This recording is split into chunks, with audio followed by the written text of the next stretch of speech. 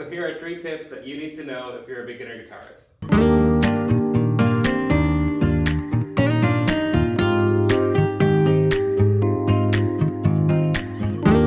So these are tips that I've acquired throughout my 12 years as an educator. I've been playing guitar my whole life, and so I've developed these tips to not be classical guitar focused. So even if you're a flat picker, rock player, jazz player, there should be something in here for all of you. So hit like and subscribe. I appreciate all the support. Let's get started. So my first tip, and this goes for every guitarist out there, get to know your fretboard. I consider this the most important tip anyone could ever teach you, because as a guitarist, the fretboard can make or break you. It's just that important. You need to know where every note is, and the reason for that is because unlike a piano where every note is in a fixed position, right? Your C3 is always going to be in that same spot on the keyboard. But on the fretboard, on the guitar, we can play the same note in multiple places, right? So you can play an F sharp here, you can play that same note here, you can play that same note here, and here, right? So that's 4 places that you can play, that's a 3. That's 4 places that you can play that F sharp that, in comparison to a piano, they only have the 1. And it's the same pitch, same exact F sharp, just in 3 different places. And notice how they all sound slightly different too. And so when you start progressing as a guitarist, you're going to start to find pieces that leave your comfort zone of these first 4 frets.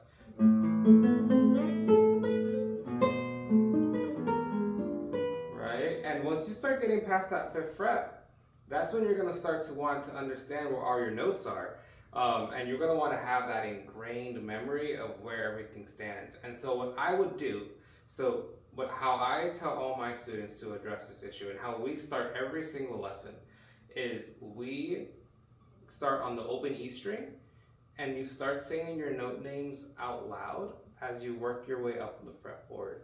You do sharps working your way up the fretboard, and you say flats working your way down. So for example, on the low E, start with E, F, F sharp, G, G sharp, A sharp, B, C, C sharp, D, D sharp, E, and then you say your flats going back down. So you go E, D flat, D, D flat, C, B, B flat, A flat, G, G flat, F, E. And then you're going to do that for every string. And I recommend just warming up this way. It takes 5 minutes.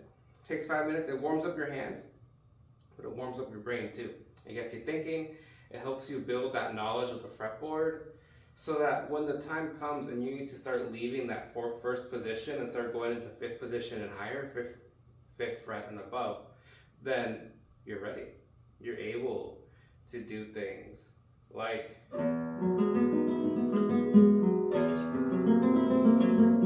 right? You'll get there. Cool. So for tip 2, it is be patient and practice slowly. Super straightforward, super simple, I know, but hear me out. It's one of those things where as guitarists, we listen to these songs that we love and we want to play them at tempo. But then what happens is we're not ready for it. And so you start to play them too fast, and then you start to make mistakes. And then your muscle memory kicks in, and you start to memorize those mistakes.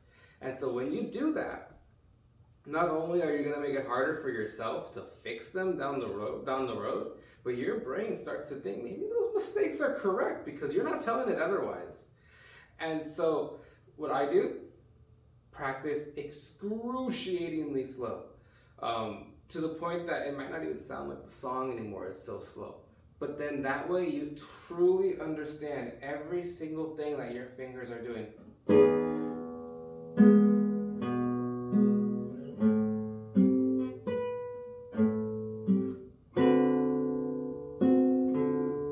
Right? Sounds boring, right? But now, listen to it when I play it at tempo.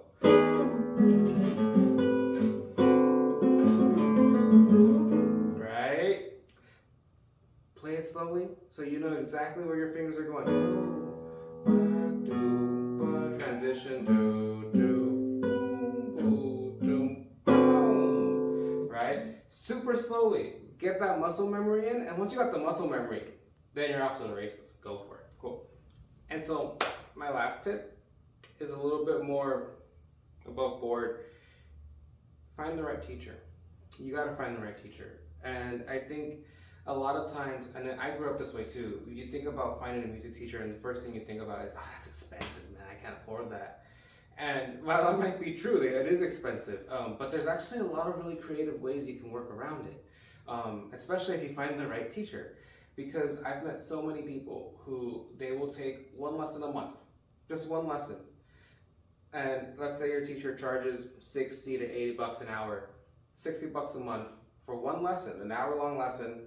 But in that lesson, not only do they get to spend time getting feedback from their teacher and working with them directly, but then the teacher can give them music to work on in the upcoming month that they can take that time to prepare and study and learn and then bring into the next lesson. And it's a really great cycle, actually.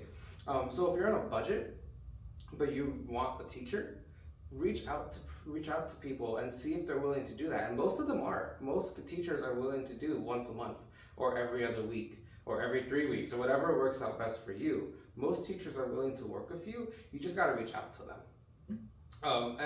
But if you can do weekly lessons, even better. Even better. Weekly lessons, 1 hour, 1 hour lessons. When you come to those lessons, come prepared. Have the music that you said you were going to learn, have it printed out, and be prepared to take full advantage of the hour you have with that person. And then here's where I say you have to find the right teacher. Not everyone meshes with everyone. And that's not saying anything bad about the teacher. It's just we're all individuals. We're all different. We all have different personalities. We all learn different ways. We all teach different ways. And so if you find a teacher and then you don't mesh with them for whatever reason, that doesn't mean you're not able to play the guitar. It doesn't mean that you should stop trying. It just means you should find another teacher. And if you feel like you can't find teachers, then I recommend reaching out to local music organizations. Where I'm from here in Boston, we have a guitar society. Reach out to, if you're in a big metropolitan area, see if there's a guitar society near you. There probably is. There's a Cleveland Society, there's an LA Guitar Society, and there's a lot of smaller societies in places that you wouldn't expect. So look it up, see if there's somewhere nearby. If that's not an option, then look up music schools. You can reach out to them. They may or may not have a guitar teacher, but if they don't, they could recommend you to someone most likely. Oftentimes they have a list of people that they can send people to. And then if that doesn't work, then look up like instrument rental companies. That's another option. Sometimes they have backlogs and backlists of teachers that they can get to you. Or just do a quick search online. I mean, it sounds stupid to say, but it's one of the easiest things to do, right? Just type in local guitarist, and even if someone doesn't advertise themselves as a teacher, more often than not, they might still teach. So if there's a guitarist in the area who you see playing at a local bar all the time, and you really like how they play, walk up to them. Introduce yourself, say you're looking for lessons, and if they teach, awesome. If not, then you met the guitarist you really like. What do you lose there, right? So put yourself out there, try out as many teachers as you can. Once you find the right teacher, you don't have to keep trying other teachers. Once you find the right teacher, stick with them. Stay with them for as long as you want, for as long as you feel like you need to.